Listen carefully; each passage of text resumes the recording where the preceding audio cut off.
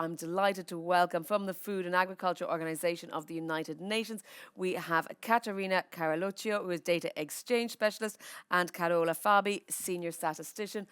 Ladies, please take the floor. I'm sure we will have questions at the end via our QR code and Slido, but for now, we look forward to your presentation on statistical classifications in an open linked world. Thank you very much. Good afternoon, everyone. So my name is Carola Fabi. First of all, I wanted to thank the organizers for inviting us for the second time to present the Caliper, which is an open link statistical classification platform. Now, what is new since last year is that Caliper has now been published and is available to the wider public. Caterina, you may move to the next slide. And you will see on the first slide the link to the platform that can be explored and consumed by users and the wider public. I mean, this is a great achievement. It's the reason why I wanted to open this presentation, because the platform has been developed over several years with the project, and it is continuing to live because FAO Statistics Division believed in the project and decided to keep investing on it up to its publication. So without further ado, time is short. I leave the floor to Caterina Caracciolo, who developed the platform in collaboration with the University of Tor Vergata and Armando in particular, whom we have just heard. Thank you very much. Thank you, Carola. Yes, and so as a follow-up, we also we're also doing a follow-up from last year, from 2021. You will see many things common. So we consolidated the content and we improved the functionalities. Most importantly, I believe we also built a community with UNSD and with EU. And this in respect of the content, where in Caliper you can find classification on crops, product, activities, the correspondences, and we are also working on the geographical areas as the EU and soil consumption and other economical statistics that will be soon included. Now for this,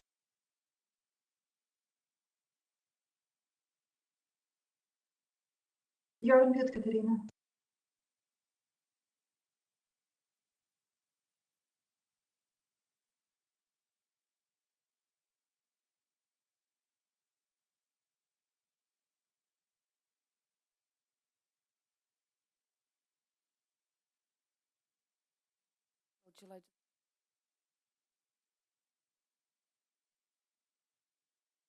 Hello, Carola. I'm not sure if you can hear us, but we are not receiving any sound signal from your side. We can see the slides. So this is very bad of me. Now we've got you. Okay, thank you. This is, well, okay. So I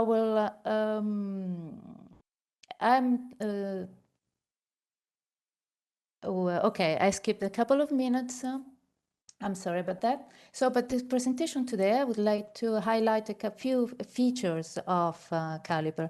So you recognize here the interface and the logo of Shovok that Armando just presented. Remind you that we also have a demo about the Shovok with the content of Caliper, where I explain, I guide you through a few actions that our user typically do. So what can we say here? We see the navigation interface, the search. This is where you can search inside a specific data set, either using a code or a label, and then from the little gear you set up the type of search you want.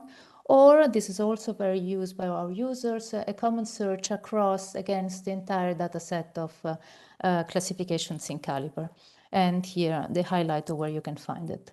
Same also useful for our statisticians is to explore the correspondences that are included, selecting the data set of source and then exploring the correspondences available. You can recognize the RDF predicates Apparently, this is fine with our users, even though they are definitely not RDF expert. Something that important to us is the public endpoint, where you can go and query the data set. For your convenience, we have collected a number of queries, sample queries, dedicated to the entire Caliper repositories, to the metadata, for example, item, correspondences. If you explore those links, you will have the query with some placeholders that you can modify as you want and use in your applications, or just use for exploration to know better the data. In this sense, we are quite proud of having implemented as much as possible the open and fair principles. In what sense? Everything is open source. We have seen the ShowVoc, the Workbench, but also the other tools around. The standard data and metadata standards are widely used, and in any case, everything is documented, starting from the RDF models adopted for the classifications. So if you go to the website, you will find documentation pointers, list of FAQs, and so on. If there is something that you cannot find that you're interested in, please let us know. But there is one more thing that I would like to highlight, is that so Caliper has been adopted by FAO as a dissemination platform, which means that the users are, it's a service for users to get the data, visualize, browse, query, and so on. But actually behind, we also have the editing platform powered by a Workbench, is the companion of ShowVoc that Armando was mentioning earlier. And there are a few features of Workbench that we are very interested in, namely the collaborative editing. What does it mean? It means that our users can belong to different organizations. So we are not bound to have users only from FAO, only from UNSD, only from EU to work on a project. A project is collective bean where the data, a classification will typically be a project in Workbench. And different users can also be assigned or not to different projects. Within this work, then we have within this setup, we then have an editorial lifecycle that can be exploited to manage what specific users can do over specific items. So it's a notion of role and status.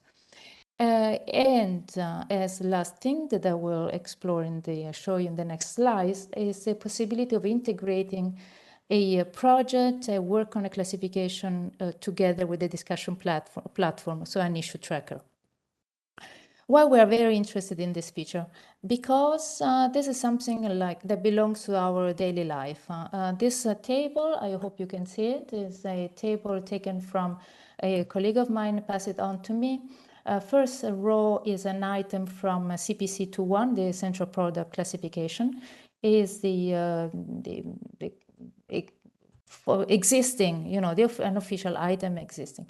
And then the following rows are about items, we call them expansions, so items that are related to the other one, to the existing one, but that provide more details.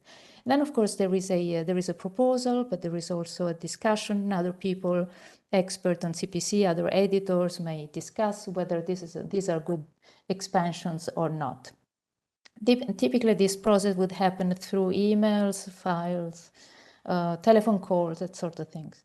Now, if we are inside the Workbench, here you have visualized exactly that classification and highlight in blue the item corresponding to the first item, first row in the table. From this little bottle, we have a connection on issue tracker, where this, of course, is mandated for the purpose of this presentation, where we and all users interested, the editors involved, can have their discussion with attachment, document, resources, comments, and so on. And this is something that it's a feature that we would like to explore more. So this is in line with this follow-up presentation. This is a look at the future. Last mention about a user, our user that we are very proud of is ARES for SEA. SEA is the System of Environmental Economic Account, and a collaboration with the UNSD. So ARIES is a very complex platform, fully semantically enabled, and Caliper contributes with its, gives its little contribution in terms of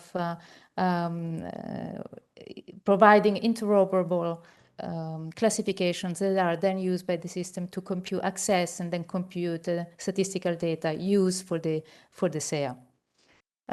This concludes my presentation, and I'm happy to take your questions.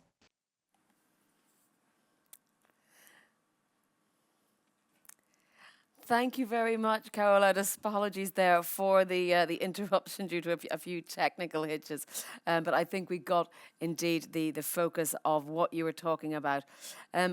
We have a few questions coming in. I'll allow each of you to take whichever ones you feel fit. So the first one we have in is, are you intending to extend the metadata description with XCOS to the XCOS extension for statistical classifications? Oh, yes, definitely. Actually, in part, it's already there. It was quite a bit implemented in the during our project phase so all the correspondences levels come from XCOS.